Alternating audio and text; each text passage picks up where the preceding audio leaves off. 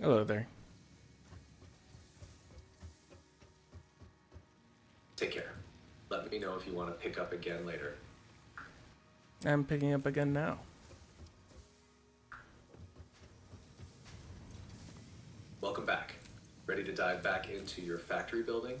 What's your next move now that you're back? I think I'm gonna clear some obstacles. That sounds like a good plan. Clearing obstacles will give you more space and flexibility for your factory setup. Once those are out of the way, you'll have a lot more room to expand and optimize. What kind of obstacles are you dealing with right now? I think it's mostly trees. I'm just gathering wood and leaves.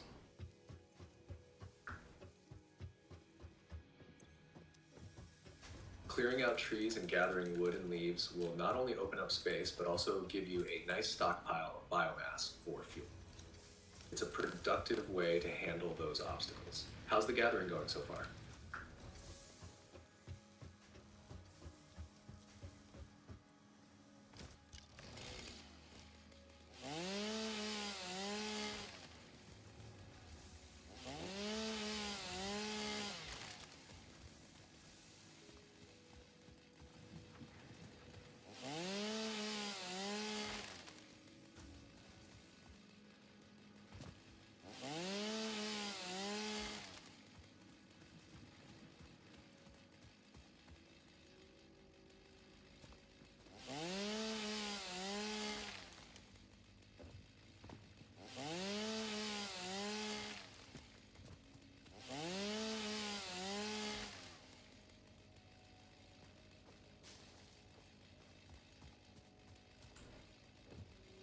I think I'm gonna take care of things that are annoyances around the base first.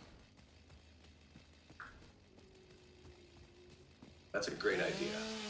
Tackling the little annoyances first will make everything run more smoothly and help you focus better on bigger projects. What's the first annoyance on your list to take care of? Just the trees around here.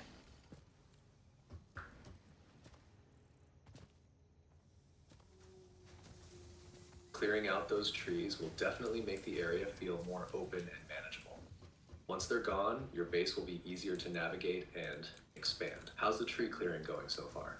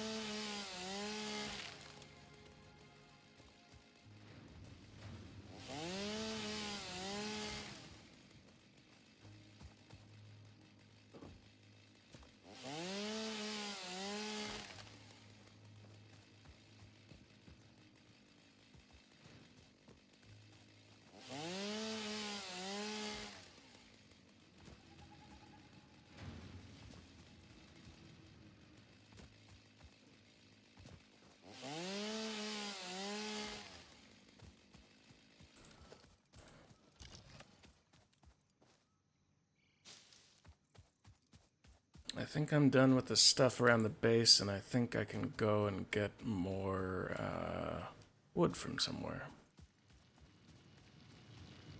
That's great. Now that your base is cleared up, you can focus on gathering more resources or expanding further. It must feel good to have those little obstacles out of the way. What's your plan for what you're going to get next? There's a big forest over here to the northwest. I think I'm going to head over there. That sounds like a solid plan. Heading into the big forest should give you plenty of biomass resources like wood and leaves. It'll be a good way to stock up for fuel while also clearing more space. How's the journey to the northwest looking so far?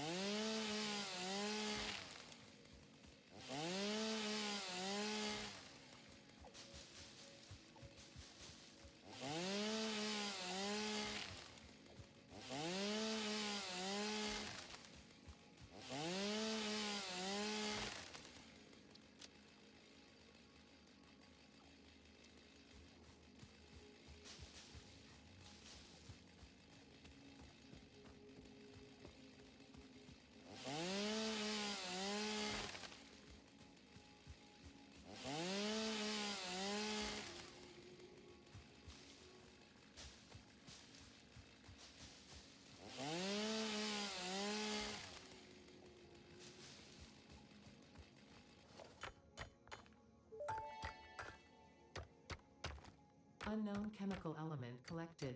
This non-metallic and multivalent element seems to be present only in a solid state, and exhibits a most pungent smell. It is fortunate fixit helmets are of such high quality. Research it in the MAM to establish classification and potential application.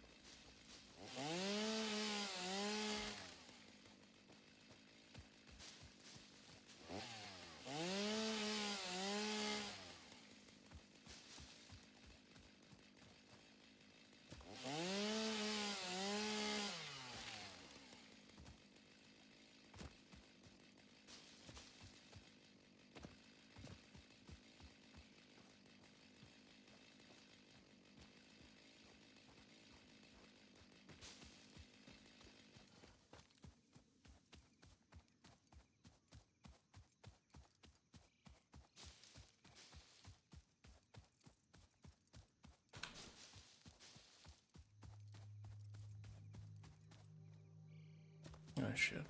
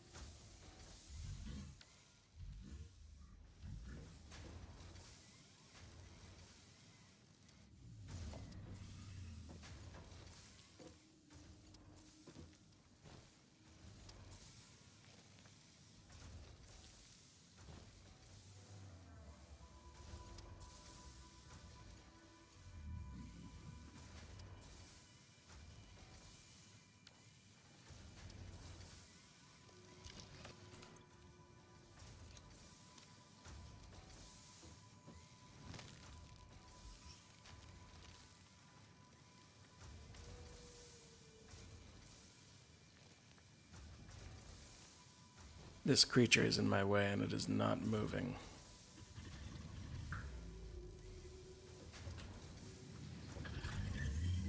That's frustrating. If the creature isn't hostile, maybe you can just try to walk around it or wait for it to wander off. If it's being stubborn though and you're trying to avoid conflict, maybe you can lure it away. How are you thinking of handling it? Is there a way to lure these giant tick creatures?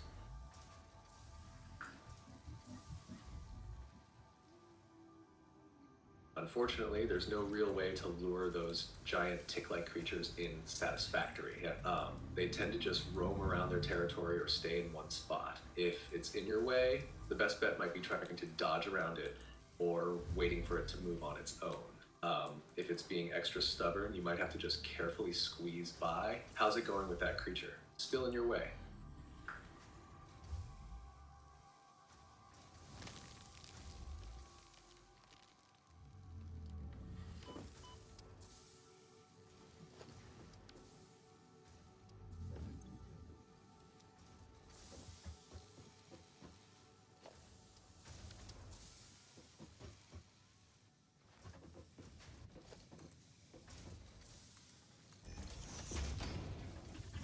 I can build around it.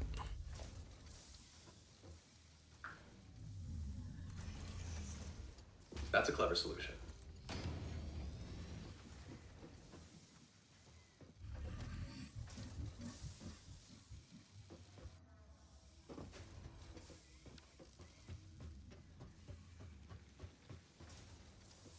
Building around it will let you move forward without having to deal with the creature directly. It might even give you a nice buffer so it stays out of your way entirely. How's the building going? Are you able to work around it smoothly? Yeah, well enough. Yeah. Glad to hear it's working out well enough. Sometimes a workaround is all you need to keep moving forward. Now that you've navigated past that obstacle, what's next on your agenda?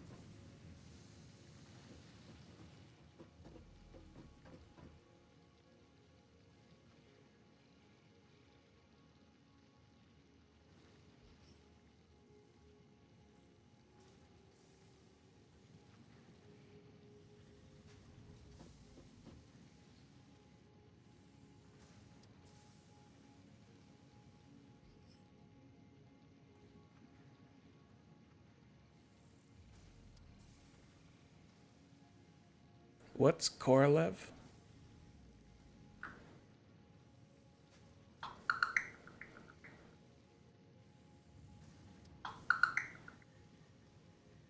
I don't know what that sound is. Core Live is a streaming platform that focuses on conscious media, offering a wide range of content that covers topics like innovation, philanthropy, science, and personal growth. It provides documentaries, real-life stories, and explorations of topics from ancient knowledge to cutting-edge technology. The platform is available globally, offering free streaming through apps on iOS, Android, Roku, and more. The content is very... I'm asking what Korolev is. That's Korolev.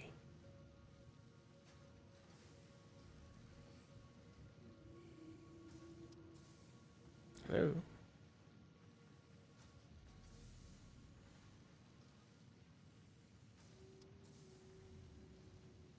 my assistant just crapped out. Yeah.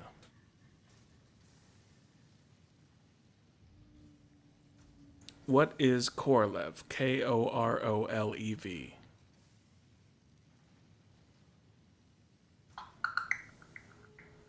That sound again.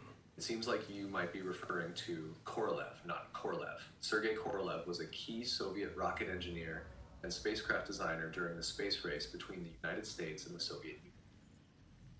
He was responsible for major achievements like the launch of Sputnik, the first artificial satellite, and the first human spaceflight with Yuri Gagarin.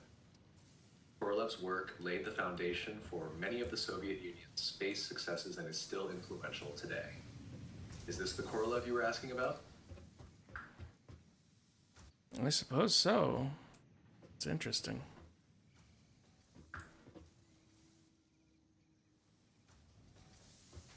Yeah, Korolev's story is really fascinating.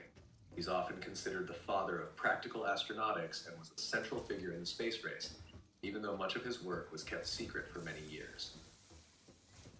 It's amazing how much of modern space exploration was built on the foundation he created.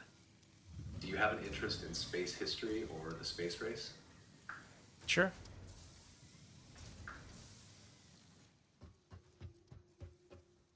Space history is full of fascinating stories, especially the intense rivalry between the US and the Soviet Union during the space race. It's amazing how quickly both countries pushed the boundaries of science and technology. From launching the first satellites to landing humans on the moon, it was a period of incredible innovation. Is there a particular part of space history you're most curious about, like missions, astronauts, or the tech behind it all? What's the tech behind it all?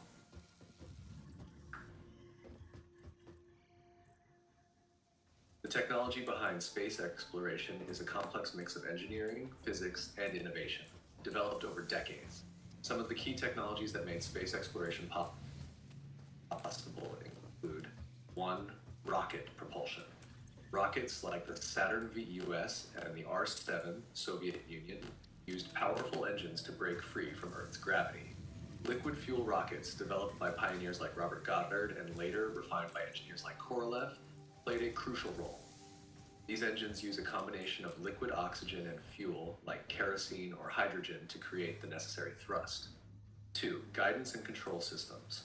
Early space missions required precise guidance systems to navigate in space. These systems rely on gyroscopes, accelerometers, and computers to control the spacecraft's orientation and trajectory. The Apollo Guidance Computer, AGC, used in the moon landings, for instance, was one of the first digital computers to be used in space, although by today's standards, it was quite basic. 3. Heat shields and re-entry technology. When spacecraft re-enter Earth's atmosphere, they encounter extreme heat due to friction. Heat shields protect astronauts and equipment by absorbing and dissipating that heat.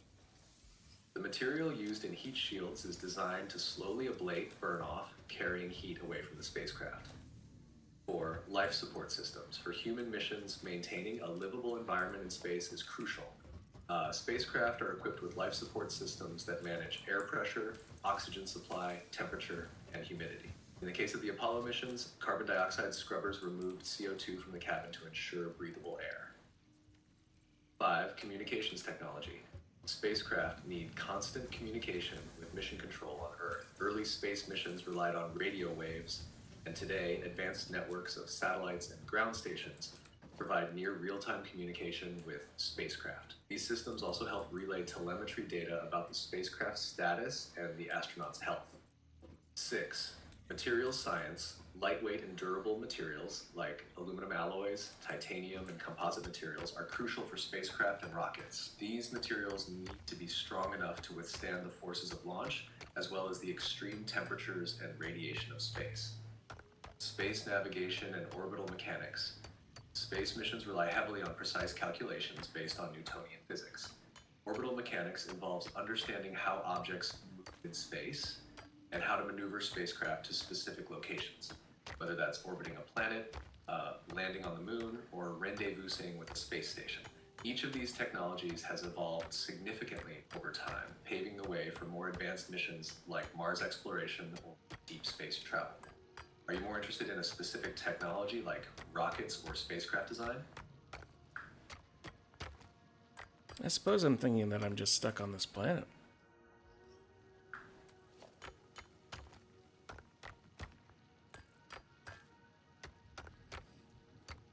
Being stuck on a planet, especially in a game like Satisfactory, can definitely feel a bit isolating, like you're part of your own little space mission, but without the ability to explore beyond. In a way, it mirrors early space exploration where astronauts had to manage with limited resources in a confined environment. At least in the game, you're building up something pretty amazing, and maybe in a way, it's your own self sustaining space colony. How are you feeling about being stuck on this planet? More intrigued by the challenge or ready to get off it? I suppose the story is that I'm helping other people, but since I don't have direct access to them, it just feels rather empty.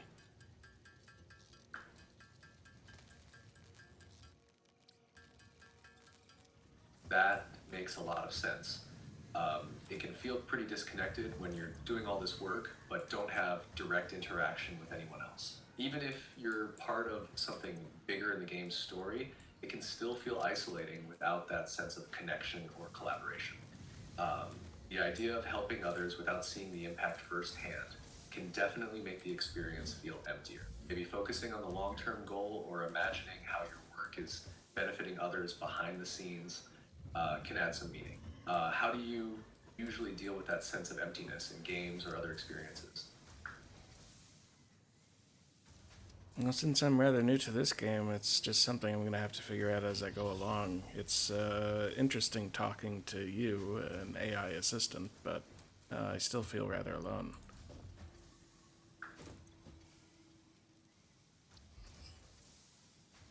I get that it's a unique situation where you're working through a game and chatting with me, but it doesn't quite fill that gap.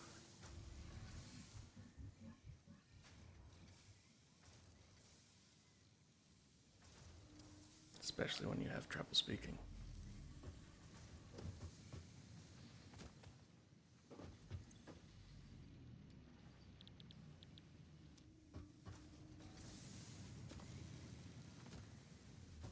Connection failed. No.